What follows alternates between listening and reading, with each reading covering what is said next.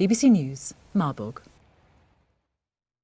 Kirkegaard is from the German Marshall Fund. Jakob, good of you to join us. I mean, the simple truth is here, there just isn't enough vaccine to go around at the moment. It will get better, but at the moment we're in a fairly tight situation. Who do people in Germany blame for that? Do they blame the company, the British government? Do they blame their own government or the European Commission? It's a mixture of at least the three last ones. There's clearly a lot of finger pointing going on against the Commission. But I think if you look at the regional differences between German Länder and the states there, you will see that there are some states within Germany itself that are doing far better than others. So there's clearly also recrimination at local government officials. As Laura's saying, the European Union is in a difficult position now because it's been right at the forefront proselytising about multilateralism and doing it all together and trying to stop this vaccine nationalism. And tonight from Charles Michel, the European Council President, we hear words like we're going to ban the export of vaccine. It's not a good position to be in. Well, I don't think Charles Michel said that specific word, but, I think there's an aspect here of some in the EU probably is suffering from, the horse has left the barn. I am not privy to what happened, internally, supply chains in AstraZeneca, etc., previously. But what is clear now is that if the EU begins to have sort of a, banning exports, it will be a monumental own goal. Because the reality is that supply chains for vaccines cross borders, also external EU borders. And this is not just a problem for the coming couple of weeks.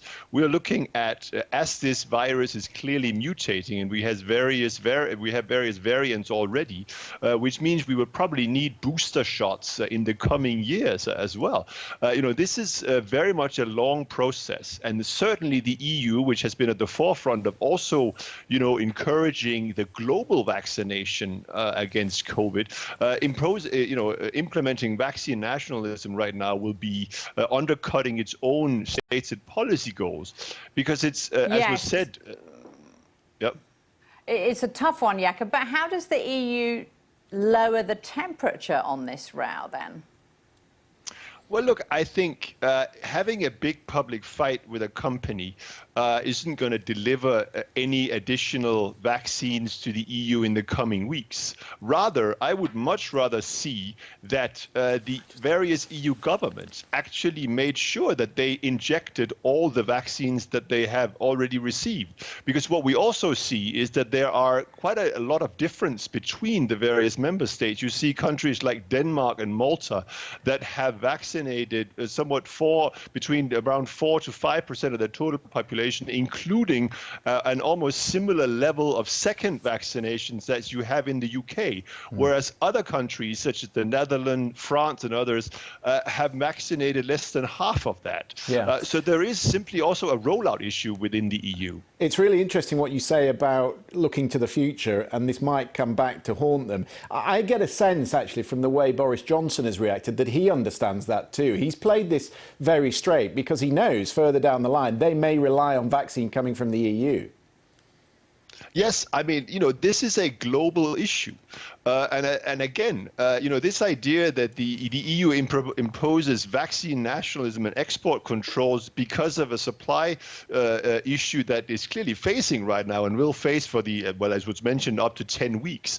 But this is a multi-year effort, and it is a global effort because it doesn't make any sense to have some parts of the world not being vaccinated over the next couple of years, because otherwise the virus is just going to come back in a mutated version that may not respond. Jakob Kirkegaard.